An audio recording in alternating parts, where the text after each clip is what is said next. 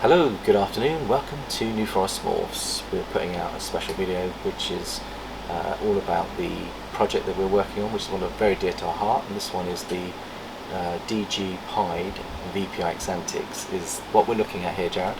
But before we go on to that particular spotlight, I just want to say thank you so much for the midweek video support that we've had on the collaboration video, and giving Nat and Matt a shout out, and on Lunar Coils.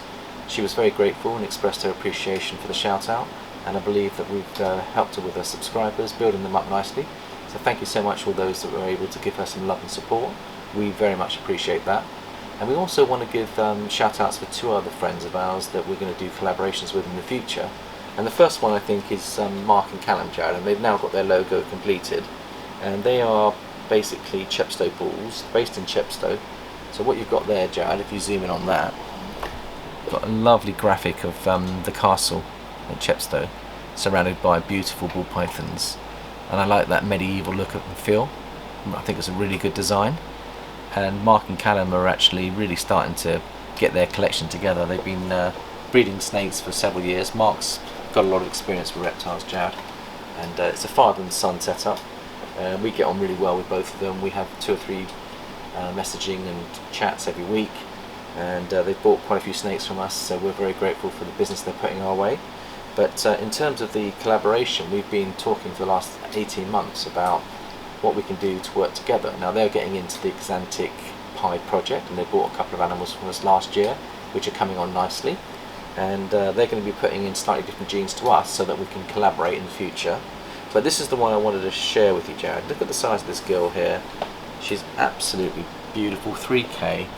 She's a OD Desert Ghost, het for pied, and she's locking, she's building, and there's a good chance they may get a super banger clutch later this year.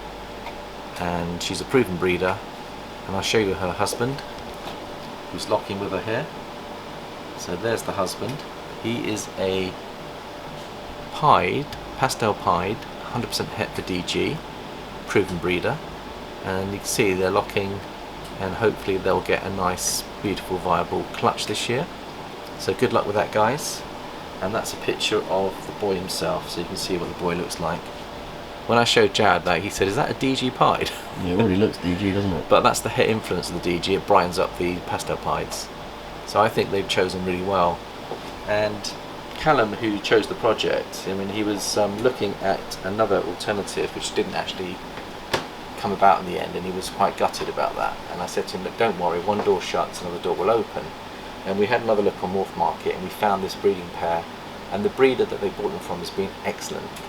I think Callum and Mark were doing a payment plan on this pair, and while they were doing the payment plan, the breeder that was selling was willing to do some locks for them while they're paying off for the snakes. Now how beautiful is that? That's what I call good support, good breeder support for the newer generation coming through. And before they even arrived, I think she'd already had a couple of locks, which is great because those locks are continuing and it's building. So they got the chance of hitting a pastel, orange dream, desert ghost pied this year. Now that's fantastic. To get that as a breeder that's only been in the business a couple of years is fantastic. And this is what the breeders that are supporting us can do. They can accelerate our projects and get us going quite nicely. And of course the benefit to us is in that collaboration we've got an understanding between themselves, Mark and Callum, that we can do these joint projects together. They've got the OD, we've got the leopard, and we want to combine resources. So if we get any surplus babies, there's going to be some trades and swaps there, Jared, and that will help accelerate our projects even further. So this is how working together in collaboration really does help. Now, Jared, you've been getting some lovely feedback from one of our good friends, and I'll just give them a shout out as well. It's Mark and Melissa, and they've got a lovely little business, and their business is called Lavish Royals. And look at that for a logo, Jared. Isn't that nice? It's lovely, yeah. Yeah. So I like the design on that one, and I think it does say on there that this is Breeders of Luxury Genetics, time to celebrate. Which, with the champagne coming out, Jared, we should really bring out our champagne, shouldn't we?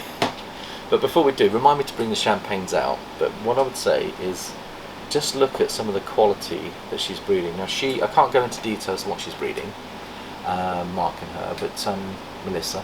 But what I would say is that they've got the luxury end coming, Jared. And I think we've already had a chat, and we want to do some collaborations on the ball python front. But one of the things that Melissa's got me interested in, and you as well, Jared, are these beautiful little babies here. Now look at that. What do you think of that, Jared? Yeah, I love them. So hognose. They're also breeding some high-end hognoses, and they're such This characters. one's not theirs, by the way. Okay, but this is an example of what they're Yeah. breeding. And what breed is that, Jared? And what's the It's a super condor. Super Condor? Yeah. And you fancy? I learned all about it yesterday. Okay. Melissa and Mark were both very lovely and sent me some videos. Yeah. About hognoses, because it's something that I personally really like and Dad likes as well. So I do actually. Now I found out, Jared, the thing that's really good is what Melissa said to me is that there's different ways of keeping them as well, because they do actually have so many different ways of keeping these, Jared. So what were the two methods that people use to keep hognoses? I didn't know there was two. Okay, there's one that basically means that you can actually, rather than put them into semi-hibernation what's the term they use? Brumate. Brumation. So one of those. some breeders will actually brumate their hognoses, and I thought that we couldn't take these on board in our facility because it wouldn't be compatible with what we're doing with ball pythons. But Melissa's corrected me and said actually it is possible to actually not brumate them and actually have them in your facility, because their temperature requirements are very similar to ball pythons. So I think you can go as low as 72 to 78 on the cold spot, and on the high spot anything from 84 to 88, I think, which is very similar to ball pythons. Yeah, that's what we keep ours at. So what we're thinking about is getting one of these as a pet, and we're not necessarily going to get into breeding them, but you never can know, because quite a few breeders who go to shows are getting into these, because some of the shows in the US, they give priority to breeders with diversified collections, and so you're finding that a lot of the ball python collectors are actually starting to breed these as well, to open up doors to sell their snakes, but also they're cute. Just talk about some of the things they can do, Jared, just to let our viewers know if they're not all familiar with the hognose. I think they're quite funny animals. They can play dead.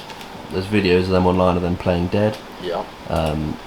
The ones that they showed me yesterday, when they want to breed, they do these little flicking, like twitching movements to tell the male that they're ready. Yeah. And then they like that. Yeah, like they got a tick or something. I've got a little bit of a nervous twitch. I think I'm was Mandy. Oh dear. I've very nearly turned it off then. And they also do like tail wags as well, where they flick their tails about. Yeah. Which I thought was really cool. Okay.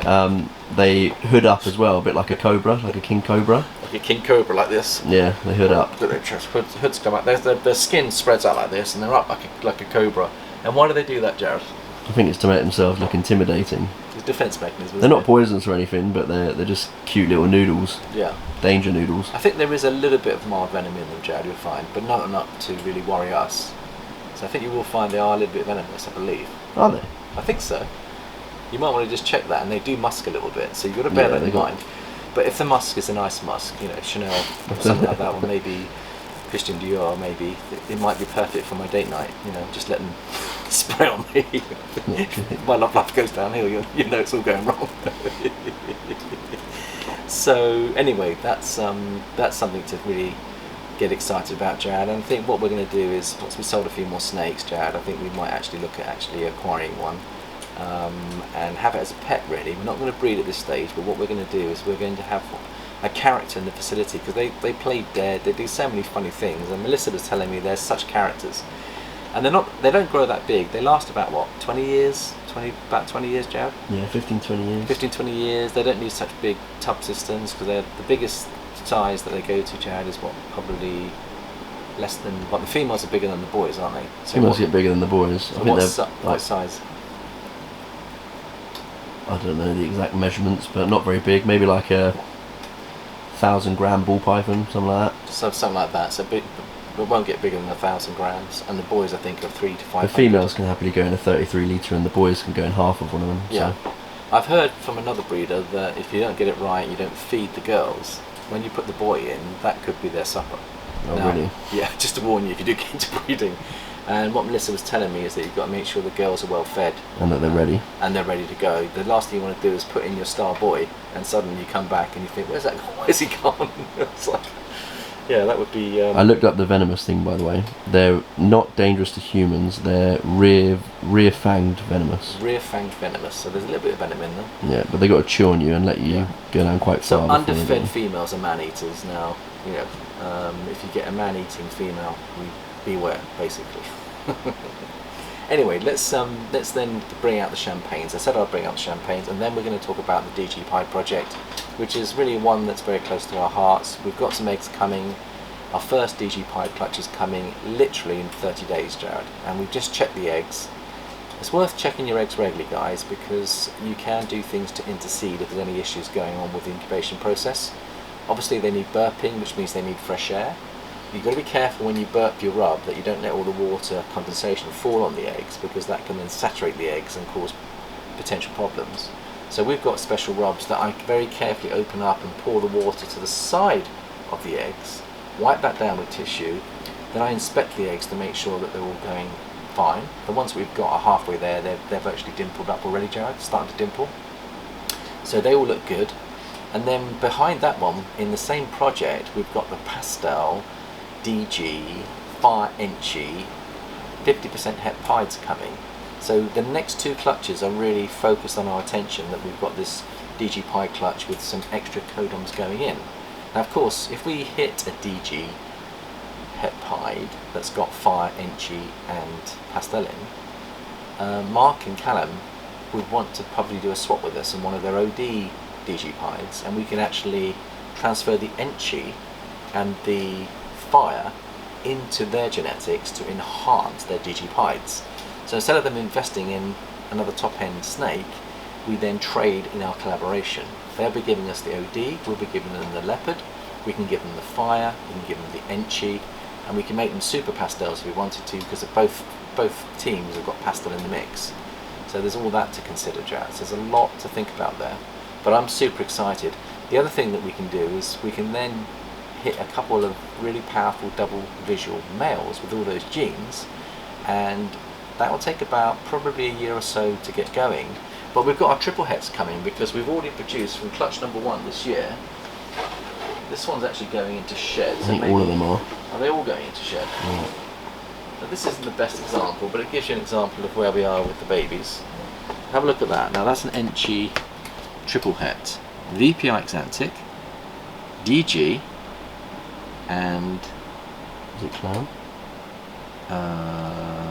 DG, VPI, and what's the other one? Clutch 1, isn't it?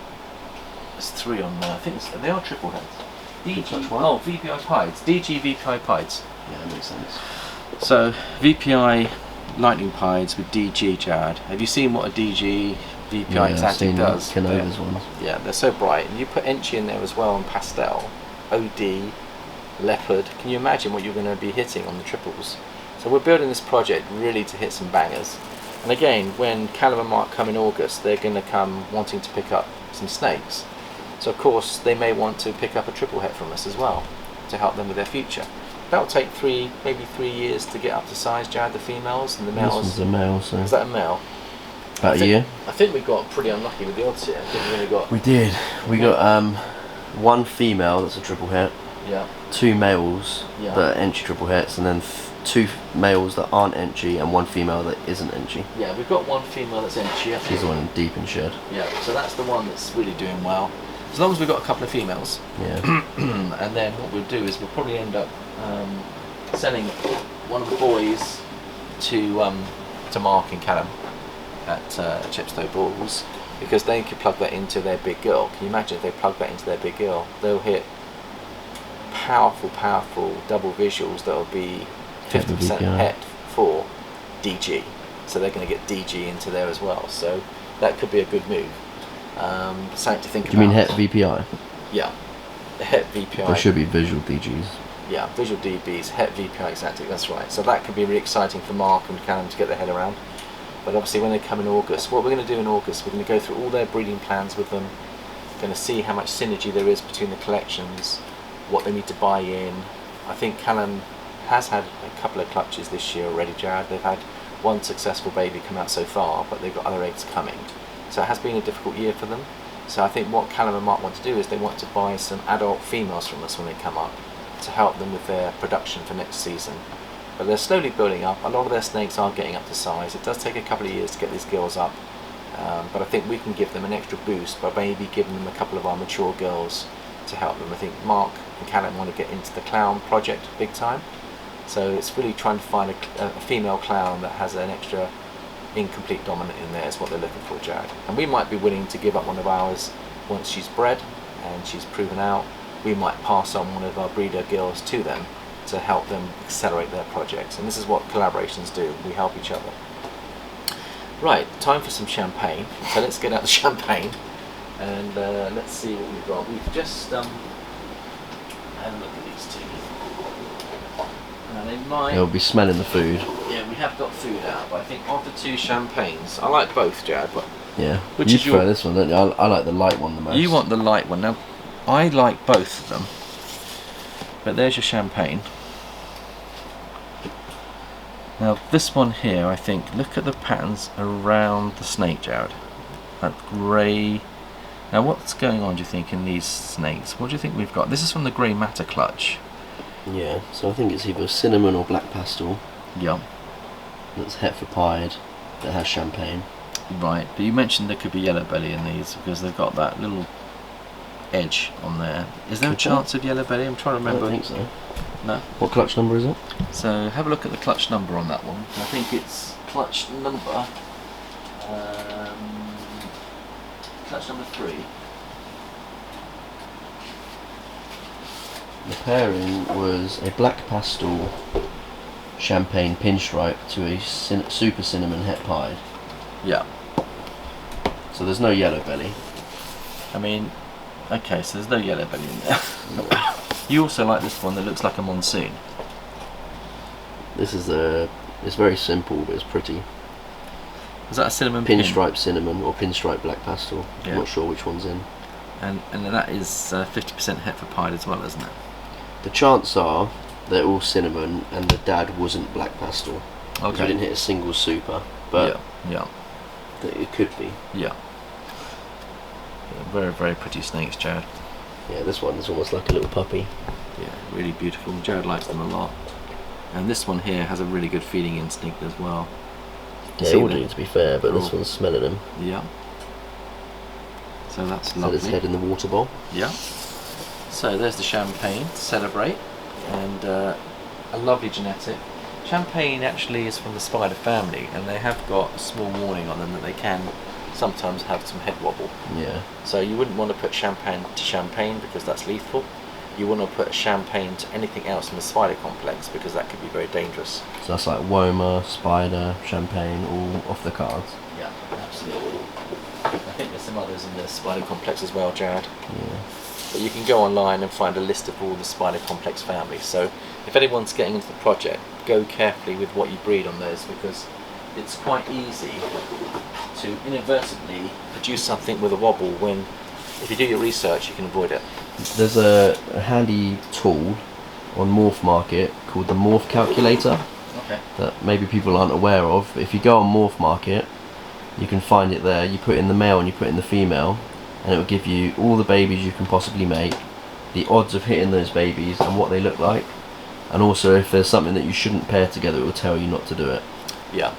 The software to help us in the industry is getting stronger and better all the time. There's so many choices on software to use. Now, we use Reptile Scan, which is a free software for beginners coming in. You can pay for it later if you want to have more facilities and functions, but it's a freebie. And if you're launching your business on a tight budget, Reptile Scan is well worth looking at, and it allows you to record everything going on, feeding, breeding, egg production, egg hatching, all of that can be dialed in, and it's pretty much a free software. If you want the more sophisticated version, you pay for it. There are other things that we could access ourselves to in terms of choice. You've got one of the most popular ones, Jared, at the moment that people use is produced by, I think it's a joint venture with Canova. They've got software called Clutch, spelled Clutch without the U, And I was watching a video the other day, and as Justin was promoting his software, he said one of the tools that they've designed, the actual IT designers, Jared, is that they pick up all of your genetics in your collection and they actually work out, using various mathematical models, the optimum production from what you have. Now this is something that Jared and I do this time of year, where we go through our collection and start planning and preparing for next season. But when you've got 200 animals to think about, you don't always hit the optimum production because you're kind of making your best judgment. So having a software program that you plug in all your genetics with the sizes, whether they're female, whether they're ready to go, the software will give you lots of options as to what you can produce, and they would rank that in terms of value as well. So if you're looking at productivity and value per clutch, you can actually plug in, using that software, all of your genetics, press a button and the computer does a very quick process and gives you possible pairings for each of your animals and what you can do. So I think that's very useful, Jared, and we may want to explore that. Now the reason I say that is because we're doing some collaborations with breeders that have got quite complex genetics, and before we actually enter the collaboration, one of the things I should mention is that you've got to do your homework in your planning of your pairs. So for Mark and Callum and ourselves, it's a no-brainer. They've got one project at the moment that we're really excited about, and we've got the same project here with different genetics, so we don't need a calculator or we don't need a computer to tell us how to go about merging those two. But what I would say is, when you've got someone that's got maybe 7 projects, then we should definitely do it. I'm guessing we've got 7 minutes, Jack. Yeah. Jack gives me a countdown for 7 seconds. It'd be a quick reply, but yeah. So I think what we'll do is, with one of our collaborating partners, what we want to do is, before we rush in and actually commit ourselves, is we've got to work out what can we breed with what and what will it produce. Do we need to transfer a snake up to the new breeder? Do we need them to transfer snakes down to us? And then, if so, what are we going to be producing and how will it benefit? Normally it's whoever's got the girl, isn't it? So usually a stud boy stays at home. So in other words, a stud boy could go to, say, a good stud boy, you can actually have 5 to 10 females going to. Now I know one breeder that only does one locking mechanism. They do 1 lock per year per female, and they do 1 male goes to 20 girls because of it. So that the boy only has to do 20 locks a year. Now if you take, let's say there's a 6-month breeding season, that would mean that you're looking at about 3 locks per month, which is about 1 a week with 1 week off, which would be suitable. But there are risks going that method, because a 1 lock method may or may not produce a clutch. Now it should in theory, but not always. So we like to have 2 or 3 locks minimum, don't we, Jared, just to be on the safe side. And remember, 1 a month. Per month, 1 lock per month per male, but we like to have 2 or 3 locks in the season to the girls. Then we've got a chance of hitting what we need. And also, normally it's the last lock, the fresh sperm in her, that's going to have the power to race to those follicles. So in other words, usually your last lock, the fresh lock, is the best lock. Now one of our new breeders, Matt and Nat at Lunar Coils, are thinking about doing a dual SAR clutch, where they actually put in 2 boys and hope and pray that the sperm from 2 boys will have a competition getting to the eggs, and you'll get, say, 3 sperms from this boy, 3 sperms from that boy, going into the follicles and actually having 2 clutches from the one girl, because you've got 2 different boys going in. Now if you've got a girl like Colossus that gives 14 eggs, and you did that with, say, 2 boys, you could have 7 on each side going in. So a big girl could produce 2 clutches for you from 2 different fathers or sires. So there's another strategy that you can adopt to accelerate your projects. There's a lot of luck involved though, and also then IDing what you got afterwards can be a nightmare. Yeah. So what I'd say is, if you do a dual SAR clutch, make sure the 2 boys are different enough to ID your offspring, otherwise you won't know whether you're coming or going. Yeah. You spend a fortune on shed testing to work out what you've got. So I would recommend making sure there's a difference between the boys before you use them, so that you can ID a dual SAR clutch. You can even go 3 ways. I mean, I think Nat's talking about putting 3 boys to 1 girl, and that's going to be very complicated. Doable, not necessarily guaranteed.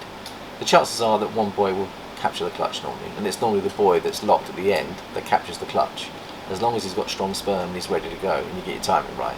So a lot of people make this, if they want to save their top boys, not overbreed them, what they do is they put in a backup boy first, and they stimulate the follicle growth, because the very act of locking builds the ladies, gets them stimulated, and then in the very end, the last lock, they take out their substitute boy and they put in their new boy, who's now had time to grow up to size, because it can take 6 months.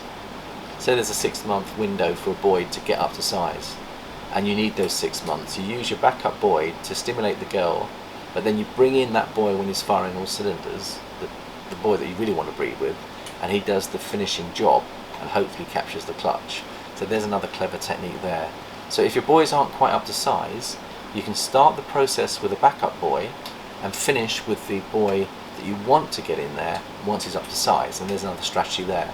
So these are all interesting breeding strategies, Jared. So I think we're going to wish everyone a wonderful weekend. Thank you so much for your love and support this week. Anything from you, Jared? Anything you wanted to mention? No. I think we've covered a lot. So I think all I'd say is go and give some love to Mark and Callum. And remember, they are Chepstow Bulls. And we've also got Mark and Melissa, so the 2 Marks and Melissa. And remember, their business is called Lavish Royals as well. And I would say that they don't have YouTube channels. Both of them don't have the YouTube channels, so you'll be giving them support on Instagram. I believe they're both on Instagram, Jared. Yeah, both on Instagram. So that's the way to do it. Give them some love and support on Instagram. Follow their journey. I think it's going to be very exciting to see what they're going to produce. Let's get behind the community. Let's give them that love and support. Thank you so much for your love and support. Have a wonderful weekend, and we'll see you next week. Bye bye for now.